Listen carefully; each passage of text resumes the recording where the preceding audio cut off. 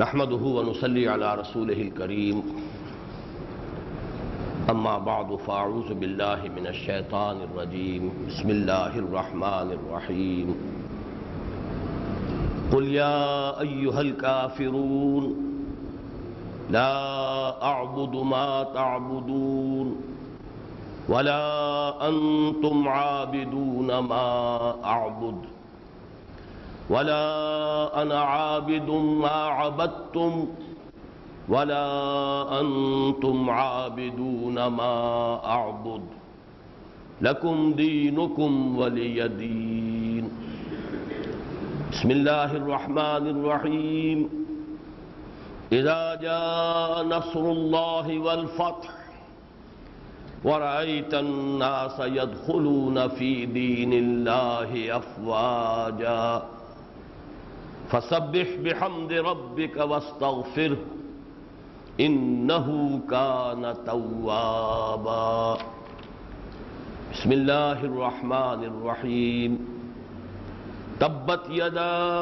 أبي لهب وتب ما أغنى عنه ماله وما كسب سيصلى نارا ذات لهب وامرأته حمالة الحطب في جيدها حبل من مسد صدق الله العظيم رب اشرح لي صدري ويسر لي أمري واحلل عقدة من لساني يفقهوا قولي اللهم ربنا ألهمنا رشدنا واعذنا من شرور أنفسنا اللهم أرنا الحق حقا وارزقنا اتباعه وأرنا الباطل باطلا وارزقنا اجتنابه اللهم ربنا نور قلوبنا بالإيمان واشرح صدورنا للإسلام اللهم ارحمنا بالقرآن العظيم واجعله لنا إماما ونورا وهدى ورحمة اللهم ذكرنا منه ما نسينا وعلمنا منه ما جهلنا وارزقنا تلاوته آناء الليل وآناء النهار واجعله لنا حجة يا رب العالمين آمین۔ قرآن حکیم کی آخری 10 صورتوں کے بارے میں چند باتیں میں نے اس سے پہلے عرض کی تھیں۔ آج اس کے لیے ایک اصطلاح استعمال کر رہا ہوں کہ یہ اپنے مقام پر خود مکمل قرآن ہے، ایک منییچر قرآن، اور یہ قرآن مجید کا اعجاز ہے، اس لیے کہ اللہ تعالیٰ نے اپنی وہ ہدایت جو اپنے اس کلام مجید کے ذریعے سے نوع انسانی کے لیے نازل فرمائی ہے، یہ ہر طرح کے لوگوں کے لیے، عامیوں کے لیے بھی، خواص کے لیے بھی، جو تدبر قرآن کرنے والے ہیں، غور و فکر کرنے والے ہیں، تعلیم و تعلم قرآن کے لیے اپنی زندگی وقف کرنے والے ہیں، ان کے لیے ظاہر بات ہے پورا قرآن حکیم ان کے غور و فکر کی جو لانگاہ ہے۔ لیکن وہ عامی لوگ بھی ہیں جو شاید صرف چند صورتوں ہی کے مفہوم تک ان کی رسائی ہو سکے، اور وہ صورتیں ہوں بھی چھوٹی، پھر وہ صورتیں ایسی ہوں کہ جو اکثر و بیشتر نمازوں میں پڑھی جاتی ہیں، تو اپنی جگہ پر وہ صورتیں بھی اگر ہدایت قرآنی کا ایک مکمل مرقع بن جائے تو گویا کہ ایسے لوگوں کے لیے بھی ہدایت خداوندی جو ہے وہ ایک چھوٹے سے قرآن کے اندر جمع کر دی جائے، اور یہ ہے در حقیقت ان 10 صورتوں کا معاملہ۔ اگرچہ صراحتاً تو یہ شاید کبھی کسی نے بات نہ کہی ہو، لیکن یہ کہ جو تعامل ہے امت کا ان 10 صورتوں کے بارے میں وہ سب کے سامنے ہے۔ خاص طور پہ میں نے تذکرہ کیا تھا کہ تراویح کی نماز میں جہاں یا تو یہ کہ حفاظ کا بندوبست نہیں ہوتا، یا یہ کہ لوگ اپنے تساہل کی وجہ سے پورا قرآن مجید نہیں ختم کرتے، بہت سے عرب ممالک میں ایسا ہے، تو وہاں انہی 10 صورتوں کے ساتھ 2 مرتبہ دہرا کر تراویح جو ہے وہ پڑھی جاتی ہے۔ اور ہمارے ہاں بھی جب 27ویں کو قرآن مجید ختم ہو جاتا ہے رمضان مبارک کی 27ویں شب کو، تو پھر بقیہ 2 یا 3 راتیں جو ہیں ان میں معمول انہی صورتوں کا ہوتا ہے کہ 2 مرتبہ ان کو دہرا کر 20 رکعتوں میں ان کو پڑھ لیا جائے۔ میں تھوڑا سا آج اس پہ اضافہ کرنا چاہتا ہوں کہ ان 10 صورتوں میں سے 7 صورتوں کا موضوع ہے سیرت النبی صلی اللہ علیہ وسلم، اور اس اعتبار سے کہ قرآن مجید کی تعلیم کا خلاصہ ایک اعتبار سے خود سیرت و شخصیت محمدی ہے صلی اللہ علیہ وسلم۔ حضرت عائشہ صدیقہ رضی اللہ تعالیٰ عنہ کے اس قول کے مطابق کان خلقہ القرآن، اور ویسے بھی بارہا میں نے توجہ دلائی ہے کہ قرآن مجید کو اگر ترتیب نزولی سے جمع کر دیا جائے تو وہ گویا کہ سیرت کی ایک کتاب بن جائے گی۔ سورہ توبہ کیا ہے؟ اکثر و بیشتر حصہ غزوہ تبوک پر مشتمل ہے، یا شروع میں فتح مکہ اور غزوہ حنین کا ذکر ہے۔ سورہ احزاب میں غزوہ احزاب ہے۔ سورہ آل عمران کا بہت بڑا حصہ، بلکہ اکثر کہہ سکتا ہوں اکثر حصہ غزوہ احد سے متعلق ہے۔ اس طریقے سے یہ سیرت ہی کے واقعات ہیں کہ جن کو ترتیب چونکہ مصحف کی مختلف ہے اس لیے وہ حقیقت سامنے نہیں آتی۔ اگر ترتیب نزولی کے اعتبار سے آ جائے تو در حقیقت قرآن مجید خود بھی سیرت النبی کی کتاب بن جائے۔ اس پہلو سے 7 صورتیں ہیں کہ جن کا تعلق جو ہے سیرت النبی سے، اور 3 صورتیں جو آخری ہیں ان کا تعلق ہے قرآن مجید کی جو اصل تعلیم کا لب لباب ہے، خلاصہ ہے، توحید۔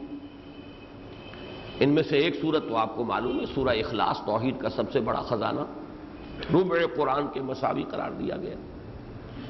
دوسری 2 صورتوں میں بظاہر لفظ توحید کہیں نہیں آتا، لیکن یہ ہے کہ سورۃ الناس کا اگر تجزیہ کریں گے تو وہ بھی توحید کے ان 3 پہلوؤں کی وضاحت پر مشتمل ہے کہ اپنی جگہ تو اللہ ایک ہے، اکیلا ہے، قل هو اللہ احد، لیکن انسانوں کے ساتھ اس کا ربط جو ہے وہ 3 اس کی شانوں کے ساتھ وابستہ ہے۔ وہ رب الناس ہے، ملک الناس ہے، الہ الناس ہے۔ گویا کہ یہ 3 ہیں وہ حیثیتیں اللہ تعالیٰ کی کہ جن سے وہ توحید جو ہے عملی توحید مکمل ہوتی ہے۔ بہرحال یہ بعد میں جب اگلے درس میں انشاءاللہ یہ 3 صورتیں ہم پڑھیں گے تو پھر تفصیل بیان کروں گا۔ اس وقت نوٹ کر لیں کہ جو 4 صورتیں ہم پڑھ چکے ہیں، 2 صورتوں کے 2 جوڑے اور 3 صورتیں، ایک صحت سورہ ہے جو آج ہمیں پڑھنا ہے، اللہ کرے کہ ارادہ پورا ہو جائے اور ہم 3 صورتوں کا مطالعہ مکمل کر لیں۔ ان میں ذرا ترتیب دیکھیے سیرت النبی کے اعتبار سے۔ سیرت کا سب سے پہلا مضمون یہی ہوتا ہے کہ حضور کی ولادت کہاں ہوئی، کب ہوئی۔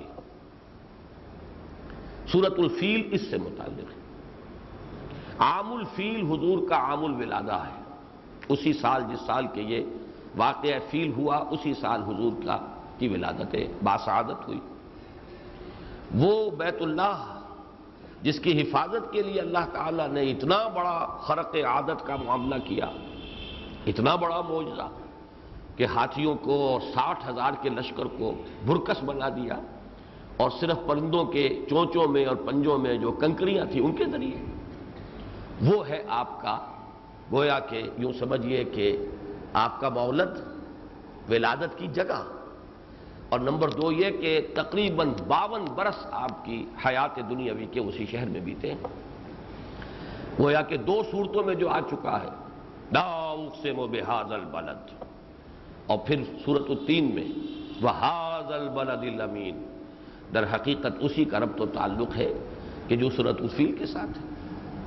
آپ کا عام الولادہ، ولادت کا سال عام الفیل، آپ کا مولد و مسکن 52 برس کی عمر تک وہ ہے مکہ مکرمہ۔ اچھا اب دوسری صورت دیکھیے، وہ در حقیقت اس پس منظر کو بیان کر رہی ہے، مکے والوں کا کیا پس منظر تھا۔ سیرت میں بھی آپ دیکھیں گے یہی ترتیب ہوتی ہے، بیان کیا جاتا ہے کن حالات میں محمد الرسول اللہ کی بعثت ہوئی، کیا حالات تھے، وہ ماحول کیا تھا۔ 2 اعتبارات سے اب 2 صورتوں میں اس کا تذکرہ کیا۔ اصولی اعتبار سے یہ کہ چاہیے تو یہ تھا کہ یہ قریش اس گھر کی تعظیم کرتے، اس کی حرمت کو برقرار رکھتے، یہ توحید کا مرکز تھا، اس کو توحید ہی کا مرکز بنائے رکھتے، نماز کے قیام کے لیے ان کے جد امجد نے انہیں یہاں آباد کیا تھا، ربنا لیقیموا الصلاۃ، اس نماز کے نظام کو قائم رکھتے اور مل جملہ اسی کی بندگی کرتے، اس میں کسی کو شریک نہ ٹھہراتے۔ انہوں نے اس کے برعکس کیا، لإیلاف قریش ایلافہم رحلۃ الشتاء والصیف فلیعبدوا رب ھذا البیت الذی اطعمہم من جوع وآمنہم من خوف۔ اچھا، اب اس کے ساتھ یہ تو تھا ان کا دین ابراہیمی کا جو حشر انہوں نے کیا، لیکن ان کا اپنا اخلاق و کردار کا عالم کس درجے پستی میں جا چکا تھا۔ ارأیت الذی یکذب بالدین فذلک الذی یدع الیتیم ولا یحض علی طعام المسکین فویل للمصلین الذین هم عن صلاتهم ساہون الذین هم یراؤون ویمنعون الماعون۔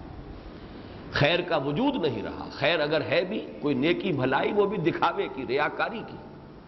نماز بالکل ختم کر دی اگر ہے بھی تو بالکل یہ کہ اس کی صورت بگاڑ دی، یہاں تک کہ وہ ننگا طواف ہو رہا ہے اور تالیاں بجائی جا رہی ہیں، سیٹیاں بجائی جا رہی ہیں نماز کی جگہ۔ کردار کی پستی کا یہ عالم ہے، یدع الیتیم ولا یحض علی طعام المسکین، یہ ان کے سرداروں کا حال۔ یہ در حقیقت سیرت ہی کے تو چیپٹرز ہیں۔ اس کے بعد پھر وہ سورہ مبارکہ نمودار ہوئی، حضور کا مقام کیا ہے، مرتبہ کیا ہے۔ اب جو بھی محاسن ہیں آپ کے کہ جو مختلف جگہوں پر قرآن مجید میں بارہا اور مختلف اندازوں میں پیرایوں میں بیان ہوئے، ایک لفظ کوثر میں انا اعطیناک الکوثر، کل خیر، کل حسنات، کل خیرات، کل بھلائیاں، اخلاق کی، عمل کی، کردار کی، تعلیم کی، فلسفے کی، عقائد کی، ہم نے سب کی سب آپ کو عطا کی۔ یہ ہے آپ کا مقام و مرتبہ، ایک لفظ۔ اسی صورت کے آخر میں اندازہ ہو گیا کہ کشاکش شروع ہو چکی ہے۔ حق و باطل میں تو ظاہر بات ہے کوئی آپس میں تعاون تو، ان میں تو تباین کی نسبت ہے، تضاد کی نسبت ہے، اس میں تو کشاکش چراغ مصطفی سے شرار بولا بھی۔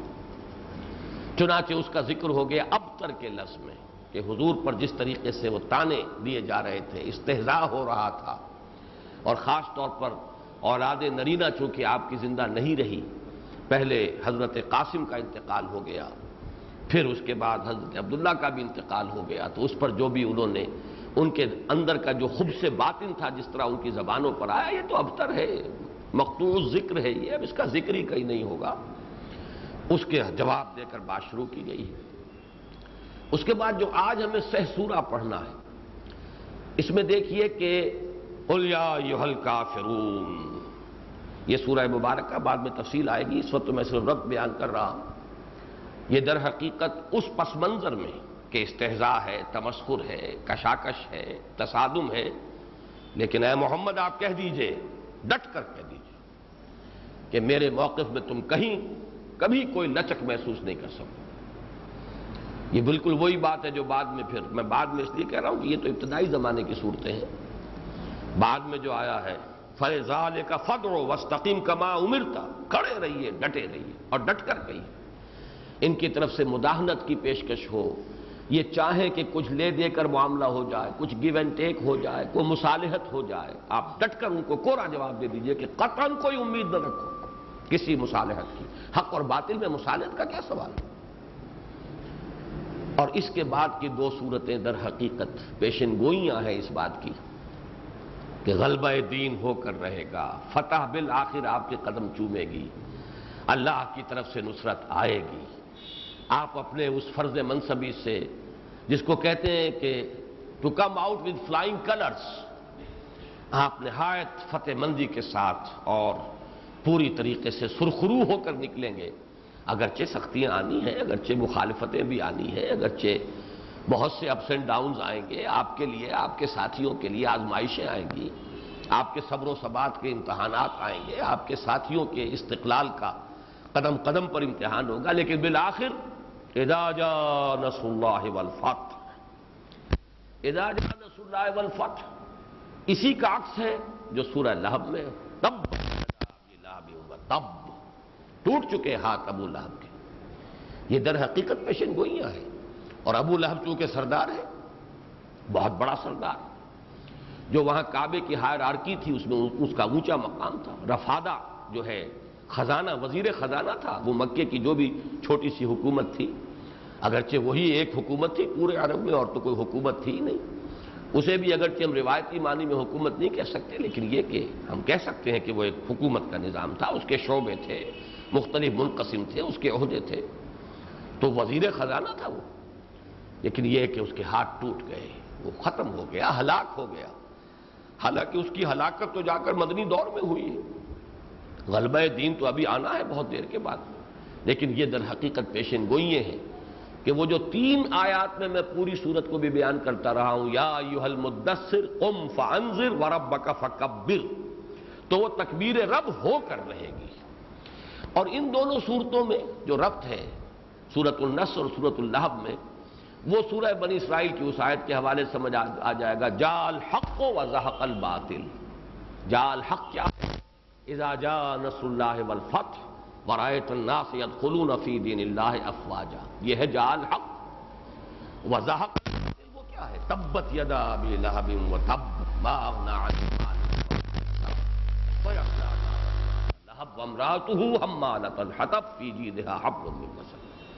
اب یہ 7 صورتیں آپ نے اندازہ کیا کہ در حقیقت ان 7 صورتوں کے کوزوں میں ایک کوزہ نہیں کہہ رہا، 7 کوزے ہیں، لیکن یہ کہ یہ وہ جنت کے کوزے ہیں، اللہ تعالیٰ کے عطا کردہ علم کے، حکمت کے، وہ رحیق مختوم ہے.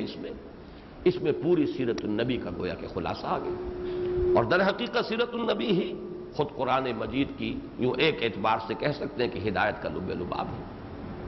تو ان 10 صورتوں کے بارے میں ایک تو اس اعتبار سے میں نے کہا کہ یہ منیچر قرآن بن جاتا ہے کہ 7 صورتوں میں سورۃ النبی کا پورا بیان، اور 3 صورتوں میں پھر وہ اساسی دعوت دونوں پہلوؤں سے. قل هو اللہ احد اللہ الصمد، قل اعوذ برب الفلق من شر ما خلق، قل اعوذ برب الناس ملک الناس الہ الناس من شر الوسواس الخناس. اس پر تفصیل سے پھر اگلے میں ہوگا، لیکن یہ کہ ایک پہلو منیچر قرآن ہونے کا ان 10 صورتوں کا یہ ہے. دوسرا پہلو اور ہے، اس کی طرف میری توجہ آج ہی جب میں غور کر رہا تھا آج کے درس کی تیاری کے ضمن میں، عجیب بات نظر آئی کہ ہمارے دین کی جو بنیادی اصطلاحات ہیں وہ سب کی سب ان صورتوں میں آ گئی. لفظ دین کی ابتدائی اور لغوی جو اساس ہے وہ سورۃ الماعون میں قل ارأیت الذی یکذب بالدین، اور اس کی تکمیلی صورت دین لکم دینکم ولی دین، اور دین اللہ اذا جاء نصر اللہ والفتح ورأیت الناس يدخلون فی دین اللہ افواجا. دین بہت بڑی بنیادی اصطلاح ہے قرآن حکیم. ان صورتوں کے اندر ابتدا تا انتہا اس کا پورا تذکرہ موجود. پھر عبادت، فَلْيَعْبُدُوا رَبَّ هَذَا الْبَيْتِ، اور خاص طور پر سورہ کافرون میں جو اس لفظ کی تکرار ہوئی ہے، قُلْ يَا أَيُّهَا الْكَافِرُونَ لَا أَعْبُدُ مَا تَعْبُدُونَ وَلَا أَنْتُمْ عَابِدُونَ مَا أَعْبُدُ وَلَا أَنَا عَابِدٌ مَا عَبَدتُّمْ وَلَا أَنْتُمْ عَابِدُونَ مَا أَعْبُدُ لَكُمْ دِينُكُمْ وَلِيَ دِينِ. اسی طریقے سے الہ اور رب، اور اسی کے ساتھ ملک، لیکن یہ کہ بنیادی اصطلاحات میں الہ اور رب ہے. لا الہ الا اللہ رب، یہ وہ بنیادی لفظ ہے جو قرآن مجید میں اکثر و بیشتر اللہ تعالیٰ کا تعارف اسی لفظ کے حوالے سے ہوا ہے. یہ میں بیان کر چکا ہوں. سورہ علق، اقرأ باسم ربک الذی خلق، یا ایھا الناس اعبدوا ربکم الذی خلقکم الحمدللہ رب العالمین. الہ وہ تو اللہ کا لفظ جو ہے الہی پر اسلام داخل کر کے بنا ہے. تو یہ بڑی بنیادی اصطلاحات ہیں، عبادت، دین، رب، الہ، اور یہ چاروں ان صورتوں کے اندر آ گئی. گویا کہ حکمت قرآنی کا بھی پورا خزانہ ان صورتوں میں موجود ہے. اور بھی جو سورہ فلق کے ضمن میں آئے گا جو حکمت اور فلسفہ قرآن کے اہم موضوعات ہیں جو اس سے پہلے ہمارے یہاں زیر بحث آ چکے ہیں، لیکن یہ ہے کہ وہاں اس کا ایک بہت بڑا، بہت مختصر لیکن یہ کہ بہت عظیم جو ہے وہ گلدستہ آ جائے گا. تو یہ چند باتیں تھی جو آج میں کہنا چاہتا تھا بحیثیت مجموعی ان 10 صورتوں کے بارے میں.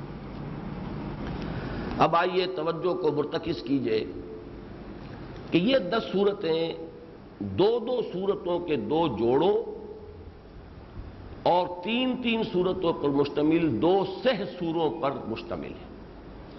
یہ الفاظ کافی حد تک جو ہے اب مانوس ہو چکے ہوں گے قرآن مجید کی صورتیں جوڑوں کی شکل میں، بعض جگہ ہم دیکھ کر آئے ہیں 4 سورے ہیں، 4 صورتیں جو ہیں ان کا ایک گروپ بنتا ہے، اور ان کے مابین ربط جو ہے وہ زیادہ اجاگر ہوتا ہے چاروں کو اگر جمع کر کے دیکھا جائے، اور پھر 6 سورے ہیں بہت سے۔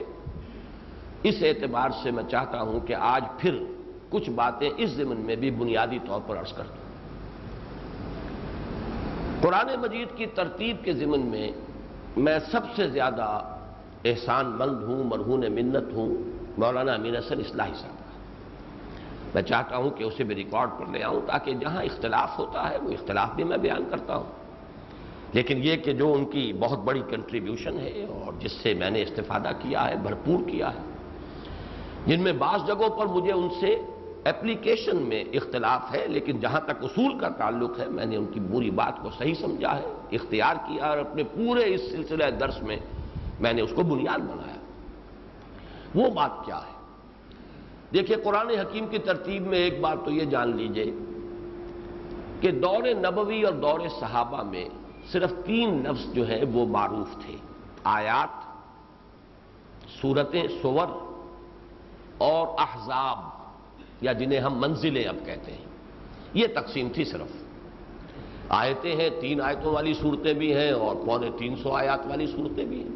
تو آیات اور صورتیں یہ تو بالکل معروف لفظ ہے، قرآن کی بنیادی اصطلاح ہے۔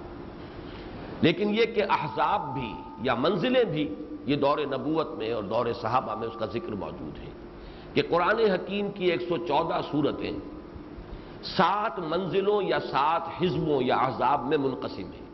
یہ احزاب تلاوت ہے، تقریباً مساوی برابر 7 حصوں میں قرآن مجید تقسیم کر دیا گیا، تاکہ جو شخص ہمت کرے، جسے اللہ ہمت دے، اور وہ ہر ہفتے قرآن مجید کی تلاوت مکمل کرے، جسے ہم ختم قرآن کہتے ہیں، ہر ہفتے اگر وہ ختم قرآن کرے تو ایک منزل، ایک حزب پڑھتا رہے ہر شب کو، اور ہفتے بھر میں اس کی تلاوت مکمل ہو جائے۔ یہ جو ہے، یہ جیسا کہ میں نے عرض کیا چلا آ رہا، یہ قدیم تقسیم ہے، یہ 7 احزاب، جن میں بارہا عرض کر چکا ہوں۔ پہلا حزب سورہ فاتحہ جو ہے وہ تو گویا کہ خود اپنی جگہ پر والقرآن العظیم، اپنی جگہ ایک مکمل قرآن ہے۔ اس کے بعد سمجھیے کہ 3 صورتیں ہیں پہلے حزب میں، 5 پھر دوسرے میں، 7 تیسرے میں، 9 چوتھے میں، 11 پانچویں میں، 13 چھٹے میں، اور 13 پنجے 65 یہ 7ویں میں۔ عجیب ترتیب ہے۔ ان احزاب میں صورتیں توڑی نہیں گئیں، مصنوعی بات نہیں ہوئی کہ صورتیں توڑ دو، بالکل مساوی کر دو ان کو، نہیں۔ صورت کے تو معنی ہے، سور کے معنی فصیل، یہ فصیلیں نہیں توڑی جائیں گی، صورتیں انٹیکٹ رہیں گی۔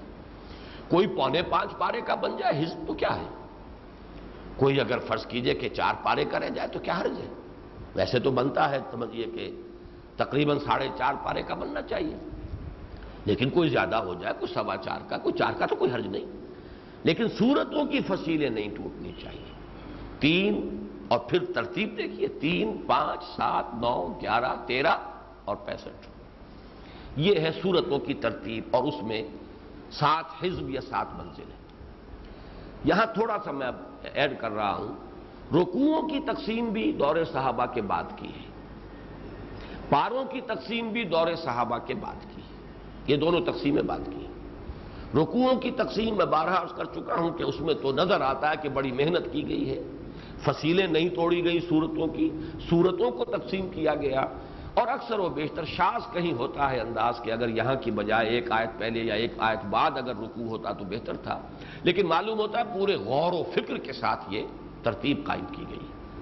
پاروں کے معاملے میں تو سرے سے یہ حساب نہیں رکھا گیا، بلکہ برابر معلوم ہوتا ہے کوئی مصحف تھا کہ جس کے برابر 7 پر تقسیم کر کے صفحات جو ہیں، اور ان میں صورتوں کی فصیلیں تک ٹوٹ گئی۔ اب یہ تو ہے وہ معاملہ کہ جو اسلاف سے ہمارے ہاں چلا آ رہا ہے۔ مولانا فراہی رحمہ اللہ نے جو بھی نظام القرآن کا ایک تصور پیش کیا، اور اس پر جو مزید اضافہ کیا ہے مولانا اصلاحی صاحب نے، اصول دیے ہوئے ہیں مولانا فراہی کے رحمہ اللہ، لیکن ان میں آگے بہت سی توسیع کی ہے، بہت آگے بڑھایا اس مضمون کو مولانا اصلاحی صاحب۔ ان میں سے 3 چیزیں ہیں جن کا میں ذکر کرنا چاہتا ہوں۔ پہلا اصول انہوں نے یہ بیان کیا ہے کہ قرآن حکیم کے 7 گروپ بنتے ہیں، وہ بھی 7 ہی ہیں، لیکن وہ گروپ جو ہے وہ تلاوت کے گروپوں سے علیحدہ، اور ان کے اندر تو فرق جو ہے حجم کا وہ بہت زیادہ ہے۔ اصل بنیاد کیا ہے کہ ایک یا ایک سے زائد مکی صورتیں، اس کے بعد ایک یا ایک سے زائد مدنی صورتیں ایک گروپ، پھر ایک یا ایک سے زائد مکی صورتیں، پھر ایک یا ایک سے زائد مدنی صورتیں دوسرا گروپ۔ یہ مکیات و مدنیات کے 7 گروپ ہیں، اور یہ بھی 7 بنتے ہیں۔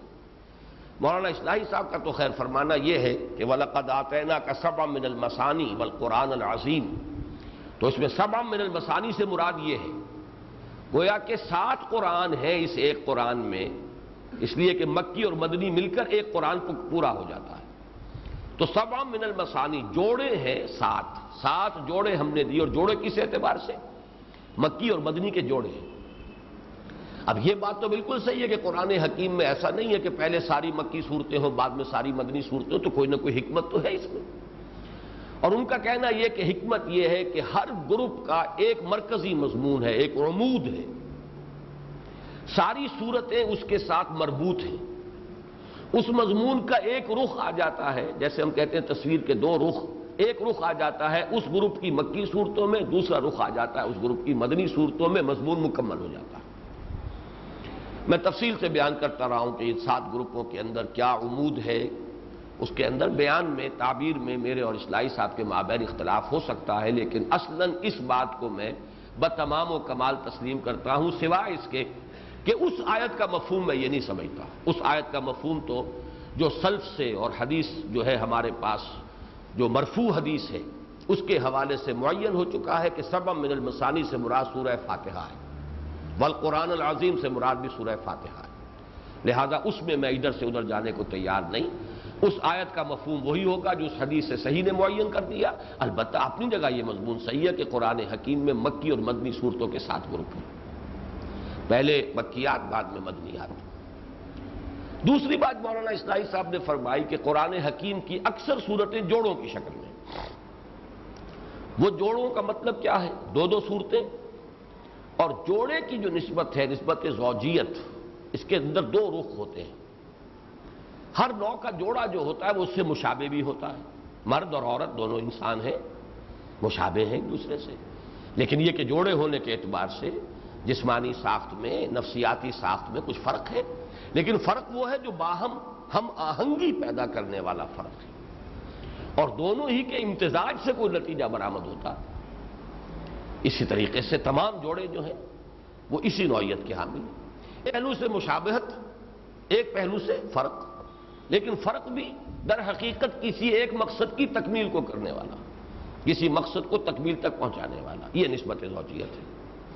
تو قرآن حکیم کی اکثر صورتیں جوڑوں کی شکل۔ تو میں عرض کر رہا تھا کہ نمایاں ترین جوڑے اول و آخر، الزہراوین، 2 نہایت تابناک صورتیں، دونوں الف لام میم سے شروع ہو رہی ہیں، اور اختتام پر المعوذتین، دونوں صورتیں قل اعوذ قل اعوذ قل اعوذ برب الفلق قل اعوذ برب الناس، درمیان میں بھی بہت نمایاں جوڑے، یا ایھا النبی لما تحرم ما احل اللہ لک، یا ایھا النبی اذا طلقتم النساء فطلقوہن لعدتہن، یا ایھا المزمل یا ایھا المدثر، بہت نمایاں۔ بعض جگہ تو اس انتہا تک بات ہے کہ معلوم ہوتا ہے کہ جوڑے کی شکل دینے کے لیے گویا کہ ایک ہی صورت کو 2 حصوں میں تقسیم کیا گیا۔ اس کی 2 مثالیں آ چکی ہیں، سورۃ الضحیٰ، سورۃ الانشراح، تقریباً ایک ہی صورت معلوم ہوتی ہے، ایک ہی مضمون تسلسل کے ساتھ۔ اسی لیے حضرت عبداللہ ابن مسعود رضی اللہ تعالی عنہما ان دونوں صورتوں کو درمیان میں آیت بسم اللہ کے بغیر ایک ہی رکعت میں پڑھتے تھے، لیکن جوڑا بنایا ہے اس کا، والضحیٰ الم نشرح۔ اسی طریقے سے یہ جو ہم نے جوڑا پڑھا ہے ابھی، یہ سورۃ الفیل اور سورۃ الالاف، یہ در حقیقت میں بیان کر چکا ہوں، یہ بھی بعض صحابہ اس کو پڑھتے تھے بغیر درمیان میں فصل کیے ہوئے، بغیر آیت بسم اللہ لائے ہوئے، دونوں صورتوں کو ایک رکعت۔ تو یہ اصول بھی میرے نزدیک مولانا اصلاحی صاحب نے جو بیان کیا ہے 100% صحیح ہے۔ البتہ یہ کہ جوڑوں کی تعیین میں اختلاف ہو سکتا، بعض جگہوں پر میرے اور ان کے مابین جوڑوں کا تعین جو ہے اس میں اختلاف ہے، وہ میں ابھی بعد میں بیان کروں گا۔ تو یہ جان لیجئے کہ اس میں ایک ہوتا ہے اصول، ایک ہے اس اصول کی اپلیکیشن کا معاملہ۔ اصول ایک ہے لیکن اس کو جب آپ اپلائی کرتے ہیں تو اس میں اختلاف ہو سکتا ہے۔ اصول کی حد تک میں اسے تسلیم کرتا ہوں کہ قرآن حکیم کی اکثر و بیشتر صورتیں جوڑوں کی شکل میں، لیکن اب تیسری چیز ہے کہ مولانا اصلاحی صاحب نے بھی دیکھا اور میں نے بھی اس کو مانا کہ بعض صورتیں بالکل منفرد مزاج کی ہیں، ان کا کوئی جوڑا نہیں ہے۔ مثلا سورہ فاتحہ ہے، سورہ فاتحہ کا جوڑا کہاں بنے گا؟ وہ تو اتنی مکمل ہے، اتنی بھرپور ہے، اتنی پروفاؤنڈ ہے، اس کا جوڑا پورا قرآن بھی قرار دیا جا سکتا ہے۔ اس کا جوڑا جو ہے 4 مدنی صورتیں، سورہ بقرہ، سورہ آل عمران، سورہ نساء، سورہ مائدہ کو بھی قرار دیا جا سکتا ہے۔ اور ایک اور بات ہے جس کی طرف میرا ذہن منتقل ہوا ہے، وہ اگلے درس میں آئے گی، اس کا ایک جوڑا اور بھی بنتا ہے، لیکن جس جگہ مصحف میں ہے وہ منفرد ہے، ترتیب مصحف میں منفرد ہے۔ جوڑا تو آگے شروع ہو رہا ہے، سورہ بقرہ، سورہ آل عمران، الزہراوین، سورہ فاتحہ تو منفرد ہے۔ اسی طریقے سے اور بہت سے مقامات پر صورتیں منفرد ہیں۔ اصولاً تو میرا اتفاق ہے